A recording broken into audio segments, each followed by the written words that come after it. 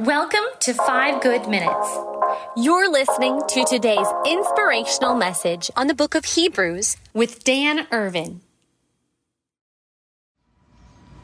As we come to the end of Hebrews chapter 12 today, just want to look at the last two verses, starting in verse 28. Therefore, since we are receiving a kingdom that cannot be shaken, let us be thankful and so worship God acceptably with reverence and awe, for our God is a consuming fire.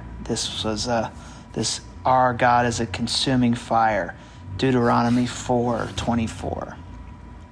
In life, as we go about our days, I don't know if you have this experience where you just think, man, at a moment's notice, sometimes things can seemingly change. What can be cruising along as a great day or a normal day, and then all of a sudden you get the news, a call, you run into a friend or have an interaction with a coworker that even makes it seem like, man, things are not what I thought.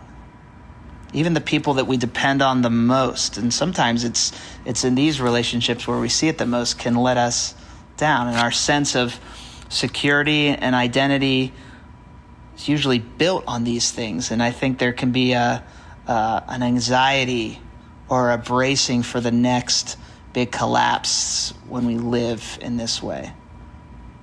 But the author of Hebrews here reminds us that there can be a different foundation, a foundation that cannot be shaken. The kingdom of God. This is not a human achievement, not a government, not a social movement, not a personal success story. The kingdom of God is eternal. It's unmovable. It's the reign of Jesus. When everything else seems a little unsure, this kingdom can be an anchor, holding us in a way that few other things, that really nothing else can. If you imagine for a second, you're standing in the middle of a storm and the wind is raging, the rain is coming down on you, the ground beneath your feet is shifting with every gust. So maybe you're on the beach, you're on sand, and you have a moment of you panic, you fall. But now imagine you're standing on a different kind of ground. You're on a solid rock. The same wind and the same rain are coming down, but your footing is solid. You're not moved about by the shifting sand and thrown about. This is what the gospel of Jesus offers.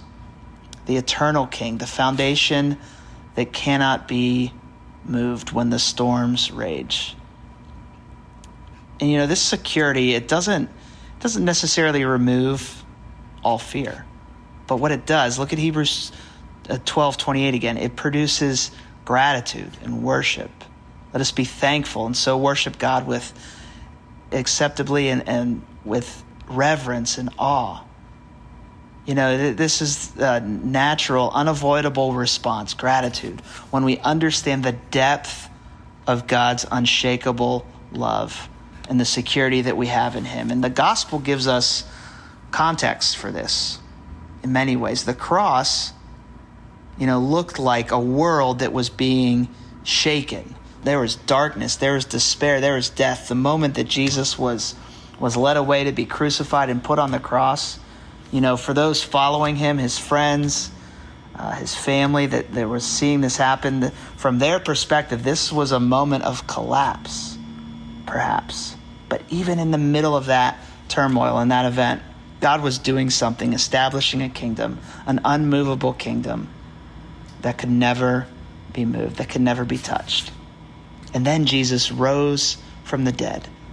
Nothing, not even death, can undo this kind of foundation that God invites us to stand on. So the encouragement here in Hebrews chapter 12 points to all of this, is that when our life seems unsettled, when our security seems weak, just remember that the foundation that we can really place our hope in is a future hope, is a kingdom that has stood the test of time.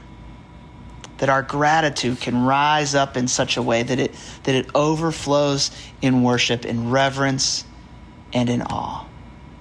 This is because of who Jesus is, that he has anchored our life in something eternal, that he endured the cross and he rose again so that we could know what it means to truly love God and worship him in reverence and in awe.